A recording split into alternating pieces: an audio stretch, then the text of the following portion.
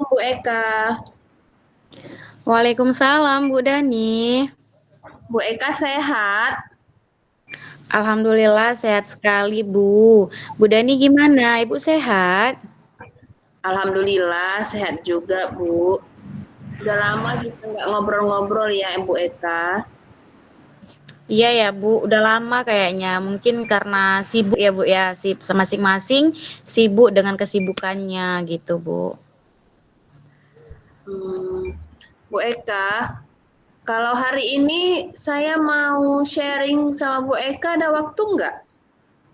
Ada Bu, kebetulan hari ini saya ada waktu gitu ya Bu. Hari ini kan anak-anak ujian, jadi cepat pulang dan saya ada waktu gitu Bu.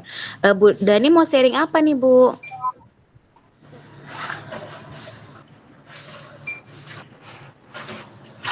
Alhamdulillah Bu, hari ini saya bisa cerita sama Ibu. Jadi di kelas saya itu ada satu murid, dia sangat sering tidak mengerjakan PR Bu. Saya sudah coba menegurnya, tapi 2-3 hari kemudian dia mengulangi kesalahannya gitu. Yang mengerjakan PR di kelas sebelum baris, begitu Bu. Oh, jadi masalah ibu punya siswa ibu itu sering tidak mengerjakan PR, begitu ya Bu ya? Iya benar Bu. Oh gitu. Gini Bu, jadi nanti setelah sharing nih, apa harapan Ibu untuk masalah yang Ibu hadapi sekarang ini gitu Bu? Harapannya saya pengen si anak ini berubah gitu Bu. Dia disiplin, dia mengerjakan PR dan mengumpulkan dengan tepat waktu gitu tugasnya itu, dan saya mendapatkan solusi dari permasalahan saya. Gitu. Jadi Ibu berharap nih setelah kita sharing, Ibu dapat solusi gitu ya, gimana supaya anak Ibu itu tadi mengerjakan PR tepat waktu gitu. Kalau menurut Ibu, anak yang mengerjakan PR tepat waktu itu gimana, Bu? Gini, ketika saya memberitahu deadline tugas, mereka harus mengumpulkan tugas tepat waktu. Mereka eh, juga tidak ini ya, namanya tuh tidak boleh mengerjakan PR di kelas sebelum baris, begitu Bu. Oh, iya benar Bu, benar. Berarti harus sama dengan kesepakatan kelas dong ya Bu ya. Dan Bu Dani benar bahwasanya anak yang mengerjakan PR tepat waktu itu adalah PR dikumpulkan tepat waktu dan mengerjakan PR ya di rumah bukan di sekolah gitu Bu. Nah, untuk permasalahan Ibu yang ini, apa hal yang sudah pernah Ibu lakukan gitu Bu untuk anak-anak yang tidak mengerjakan PR? Kalau yang sudah saya lakukan itu, pertama saya menegur dan menasehati. Saya katakan sebagai murid kerjakan semua tanggung jawabnya. Belajar baik-baik, sungguh-sungguh, dan PR dikerjakan di rumah. Ya, pernah juga saya kelepasan dan memarahinya dengan suara yang lantang itu, hampir membentak. Saya juga suruh dia mengutip sampah di luar gitu. Berarti hal yang udah pernah nih Ibu lakukan untuk siswa Ibu yang nggak ngerjakan PR, Ibu udah nasehati, pernah juga udah sempat terbentak sama Ibu gitu ya kan Bu. Ibu juga udah suruh perintahkan buang sampah, tapi nggak berubah juga ya Bu ya. Iya Bu. Jadi kira-kira apalagi ya Bu ya yang bisa Ibu lakukan supaya anak itu tadi bisa berubah? Eh, Menurut saya ya Bu, hal yang apa yang baru saya lakukan itu kan menerapkan ini loh, langkah-langkah segitiga restitusi gitu, menstabilkan identitas gitu loh. Iya benar sekali ya Bu ya Bu Dania. Salah Mm-mm. satu langkah yang bisa kita lakukan adalah dengan cara menerapkan segitiga restitusi gitu. Supaya kita benar-benar mengetahui sebenarnya permasalahan ini anak ada apa gitu ya kan, Bu. Kenapa sering tidak mengerjakan PR. Benar benar sekali, saya setuju dengan Ibu. Selain, segitiga restitusi, apalagi nih Bu kira-kira yang bisa Ibu lakukan untuk permasalahan tersebut? Saya kira saya juga perlu berdiskusi dengan orang tua si murid ini ya, si anak, begitu Bu, dan membuat keyakinan kelas. Wah, iya benar sekali, Bu, gitu kan. Kita memang harus sharing nih sama orang tua dan membuat keyakinan kelas gitu. Jadi tadi ada 3 hal yang mau Ibu laksanakan nih kan, Bu, melakukan segitiga restitusi, sharing dengan orang tua, dan membuat kesepakatan kelas gitu. Jadi dari ketiga langkah tadi, langkah yang mana nih, Bu, yang mau pertama sekali Ibu lakukan? Sepertinya yang lebih tepat itu segitiga restitusi, karena saya harus terlebih dahulu mencari tahu apa sebenarnya penyebab si anak tidak mengerjakan PR, Bu. Seperti itu. Iya, benar sekali ya, Bu, ya. Segitiga restitusi. Kira-kira nih, Bu, kapan penerapan segitiga restitusi itu akan Ibu implementasikan untuk anak Ibu tadi? Secepatnya ya, Bu. Mungkin bisa jadi besok saat waktu luang saya akan melakukan segitiga restitusi. Oh, besok ya, Bu, ya. Bagus. Saya setuju tuh, Bu, dengan Ibu. Terus, Bu, tindak lanjutnya gimana, Bu, terhadap permasalahan ini? Tindak lanjutnya, mungkin saya juga akan coba komunikasi dengan orang tua si anak.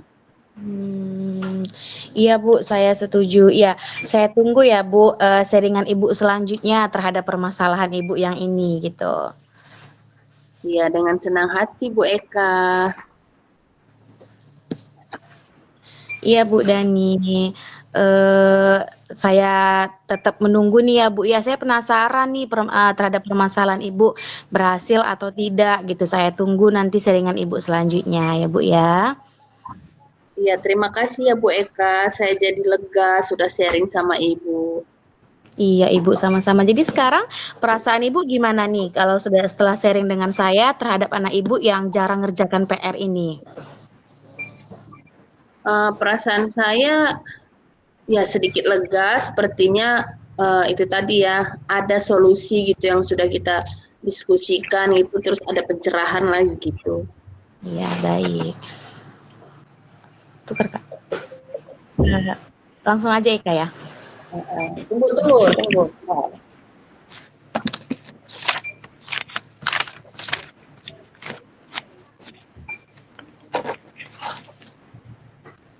Udah.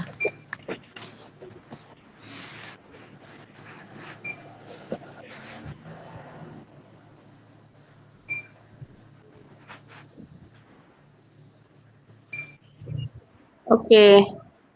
Lanjut ya. Assalamualaikum Bu Dani. Waalaikumsalam Bu Eka. Bu Eka apa kabar? Alhamdulillah Bu, saya baik, saya sehat. Ibu gimana kabarnya? Alhamdulillah sehat.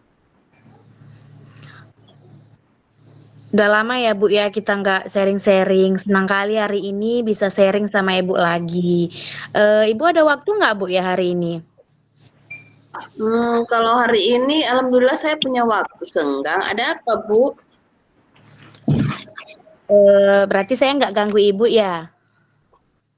Tidak, dengan senang hati saya ngobrol sama Ibu loh. Jadi gini Bu, hari ini saya mau sharing sama Ibu, mau cerita-cerita Bu tentang permasalahan yang saya hadapi gitu Bu. Sharing tentang apa Bu? Tentang masalah saya sih Bu, masalah saya terhadap anak didik saya gitu, Bu. Kebetulan kan sekarang saya wali kelas nih, Bu. Jadi ada satu siswa saya yang Masya Allah hyperaktif sekali gitu, Bu. Anaknya nggak bisa fokus belajar. Terus selain nggak bisa fokus, dia juga suka usil gitu, Bu, sama teman-temannya. Kadang buku temannya dicoret, kadang tas temannya dibawa gitu. Dan kalau belajar, dia nggak bisa fokus gitu, Bu. Oh, jadi di kelas Ibu ada siswa yang, ada murid yang hiperaktif gitu ya, Bu ya, suka ganggu temennya pula itu ya? Iya, Bu. Sebenarnya sih dari dulu ya Bu kayak gitu. Tahun lalu kan saya guru bidang studi tuh Bu. Ini anak memang hyperaktif sekali. Nah sekarang kebetulan saya jadi wali kelasnya gitu. Ternyata nggak berubah juga. Tetap aktif, tetap nggak bisa fokus belajar gitu. Kira-kira gimana ya Bu solusinya? Apa namanya, setelah Ibu sharing gini, harapan Ibu apa ya, Bu? Harapan saya ya Bu, semoga anak saya yang hyperaktif tadi itu ya Bu bisa berubah, terus dia bisa lebih fokus lagi dalam belajar gitu Bu. Hmm, menurut Ibu anak yang fokus dan memiliki kesadaran diri itu seperti apa ya, Bu? Anak yang fokus belajar itu ya kan Bu, seharusnya dia tenang, menerima dengan baik gitu Bu. Terus ketika saya bertanya atau saya menjelaskan, ada feedback atau ada respon dari dia gitu Bu. Oh iya, setuju sekali saya itu, Bu. Terus, apa namanya, menurut apa saja yang sudah Ibu lakukan untuk mengatasi anak ini, Bu? Oh, pernah sih Bu, kemarin itu saya nasihati secara face to face, terus Mhm. saya ajak nih dia untuk mengerjakan tugas sesuai dengan kegemaran dia gitu Bu. Tapi setelah itu ya begitu saja Bu, belum ada perubahan gitu. Nah, setelah Ibu lakukan itu ternyata tidak ada perubahan. Kira-kira hal apa lagi yang mau Ibu lakukan? Eh Kayaknya melakukan pembelajaran berdiferensiasi deh, Bu. Karena kan anak saya ini kan hyperaktif gitu ya kan, Bu. Jadi kalau dinilai dari asesmen atau kebutuhannya, berarti anak saya ini kinestetik gitu, Bu. Kayaknya pembelajaran berdiferensiasi cocok nggak sih, Bu, untuk anak saya ini gitu, Bu. Hmm, Supaya ya. dia bisa belajar sesuai dengan kemauan dia gitu, sesuai dengan keinginan kebutuhan dia yang aktif, yang kinestetik gitu, Bu. Baik sekali Bu Eka ini ya. Saya setuju tuh Bu. Penerapan PSE kan sangat bermanfaat ya untuk mengontrol diri. Terus beberapa penting menurut Ibu PSE kira-kira? Oh, PSE itu penting sih, Bu. Iya, Bu, selain pembelajaran berdiferensiasi, PSE juga penting sih untuk anak-anak gitu kan. Karena kan PSE ini, bisa mengontrol emosi, bisa dia mengendalikan diri gitu, Bu. Dan memang PSE itu sangat penting sekali, Bu, untuk anak-anak yang hyperaktif seperti anak saya tadi gitu, Bu. Pembelajaran berdiferensiasi gimana Bu? Asesmen diagnostik non kognitif untuk mengetahui gaya belajarnya. Kan anaknya hiperaktif. Iya, itu dia, Bu. Kan tadi saya bilang kan, Bu, saya kayaknya menerapkan pembelajaran berdiferensiasi. Saya juga menerapkan pembelajaran sosial emosional gitu ya kan, Bu. Kalau untuk berdiferensiasi, kalau untuk penilaiannya kayaknya saya pakai penilaian formatif gitu, Bu. Di mana anak itu dinilai pada saat proses pembelajaran gitu dan memang gaya belajarnya adalah gaya belajar kinestetik begitu, Bu. Jadi yang mana lebih dulu Ibu gunakan PSE berdiferensiasi atau pembelajaran berdiferensiasi? Kayaknya yang akan dulu saya lakukan pembelajaran berdiferensiasi, Bu, supaya bisa fokus anak ini dalam belajar gitu sesuai dengan kebutuhan dia gitu. Mungkin dalam waktu singkat yang saya terapkan adalah pembelajaran berdiferensiasi sih, Bu. Kira-kira kapan tuh mau Ibu lakukan?